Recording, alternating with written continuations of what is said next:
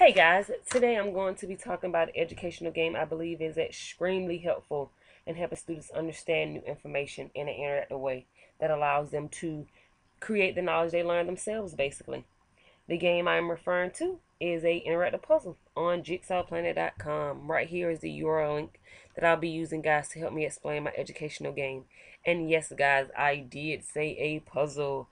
I believe puzzles are a wonderful learning tool that helps students build their critical thinking skills. Okay, guys, if you can you go ahead and get this URL link pulled up, which is www.jigsawplanet.com. As you guys are getting it pulled up, I'm going to go ahead and go to the site and give you guys a brief overview of the site.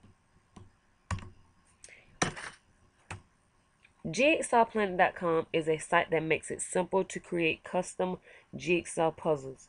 You can instantly have a custom interactive puzzle for your students to play in a matter of minutes. The puzzles can be saved to your own account, shared with students via a URL, or embedded into your classroom website for easy use. As I said, they can be saved to your own account, but since this is a free, yes guys, a free website, you do not have to sign up, you do not have to sign in unless you want to share your images or your puzzles with other users as yourself. Once on the page, you will see a Home tab, an Explore tab, and a Create tab.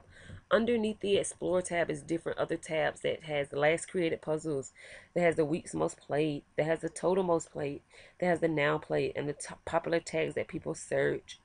As you can see on this page, guys, puzzle ranges from 12 pieces to all the way up to 300 pieces. Last week, when I created my lesson on Scratch, I had these students create a scratch cat, basically, because every day students are always asking me, Miss Harris, what are we learning today, what are we learning today? And so I want them to figure it out themselves this last week. And so this is how you would do that, guys. You would go to create, and then you would go to browse, because you can save any file. It can be a file saved on your computer. You can pull it off Google and then just save it. Just make sure you know where you saved it at on your computer. And mine, I know, is going to be probably in the recently changed, since I just got that. So I will go to Scratch, which is right here, and I will go to Open. And you can name it anything you want, or to be the name that you already saved it for when you first saved the picture. You can go to the pieces and you can make it easy or hard. You can have how many pieces you want. Um, to motivate my students to finish it, I'm gonna use 12 like I did in class, because from what I've seen, students were very eager to learn what we were going to be talking about after they put together the puzzle. And I would probably go with the basic normal layout of the puzzle, since that was most people are used to. I wouldn't rotate it, because I think that is not a good issue, I guess, with a laptop or a mouse, because it kind of makes it hard when you're trying to rotate it with a mouse. But if you're going to do it with an interactive whiteboard or iPad or a smartphone, I would definitely add in the rotation feature. Once after you do that, you go to create. It's taking my computer a little time to take up. Okay. And once you go to create, you'll see the puzzle already scattered for you and everything. If you want your students to use this link, only thing you have to do is copy that URL link right there, send it to their computer, or email it out to them. However you distribute work to your students. Or you can go to share, you can go to embed, and you will see it right here. You can embed the link on your website by using the image and a text link by copying this code right here. Or you can go down and use the URL link like I stated before, guys. Or you can just have the whole game, the whole Scratch game on your website, and just let the students just go there and just, play there instead of having to copy anything. And there's the code for that, guys. Okay, let's just go back up here, guys, and get this puzzle done. Let's see how it works. Okay, guys. Once you get here, you can do a lot of different other things to it. You can change the background color. If a student completes the puzzle, they can redo it again by hitting the scatter button. And you can make the screen even full size, guys, right here. And once you hit the puzzle pieces, guys, as you seen I just did, it made the time stop, because it is time. So let's go ahead and get this bad boy knocked out. Okay. You see how the puzzle pieces just lay up in it? Boom. Very easy, guys. Many of my kids were very intrigued about this. They love doing this. They love doing this. Okay, guys, you see that? Get the puzzle pieces moved over. Up, up. I'm missing a piece. Sometimes the pieces could be hiding, guys, so you have to be careful and look for them. That's why you don't want to do any that's way too small, because then it'll be very difficult to get it done. Okay, guys. But this mouse is seeming to take me a little longer. Boom, presto. It took me 47 seconds to complete this. As you guys see, it has 9 pieces, and as you guys remember, I had told it to do 12. So that could be a downfall of it. You have to be mindful of the different piece, the size of the images, because it will compress it if it is a small image. Another thing I would see a downfall with this would be technology is, you never know what could happen with technology. It could fail. Some days you could come into the classroom, technology might not be working, so we have to improvise and change it out. So that's the only downfall of this, because it will be something via technology. You never know what's going on with the internet and within the school, so that will be an issue.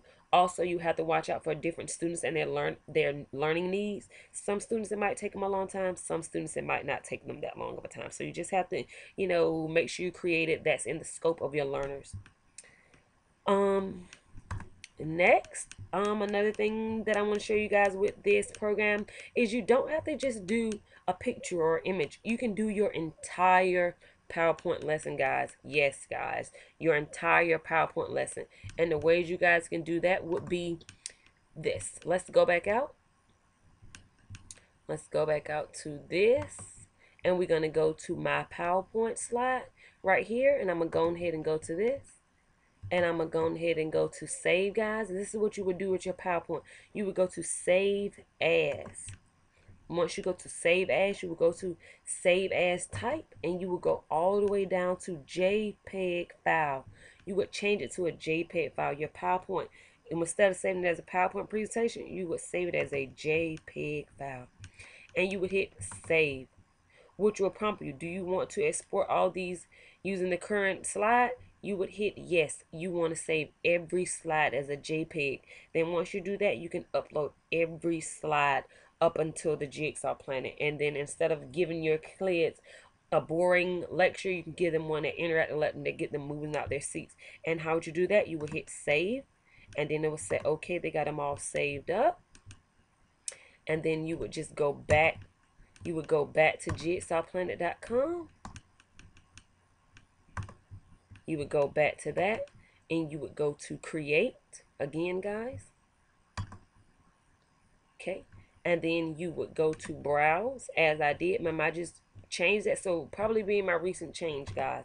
So you go to recent change. I only had one slide. You would click on that one slide, and you would hit open, guys.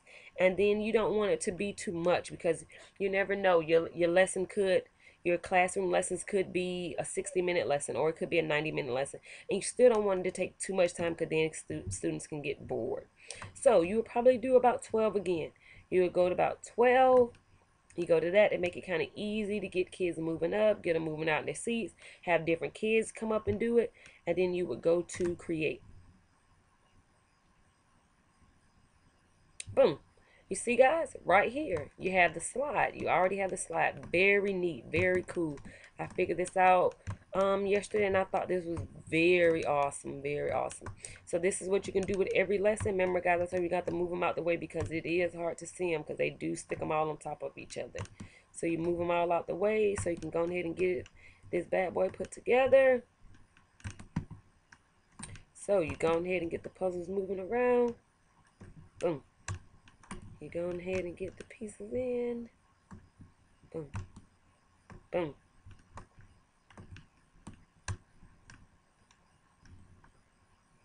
Boom. Move it over so you can see it. Maybe I should have made it bigger right here. So how about that, guys? Do that. Boom. And then, guys, too, if you want, you can change the background color. Remember, like I said, because this might do need to get changed. See how the gray on it looks on the background? Maybe it does look good. Maybe it's hurt some of you guys' eyes. But the only thing I have to do is go on over here. Boom. Boom.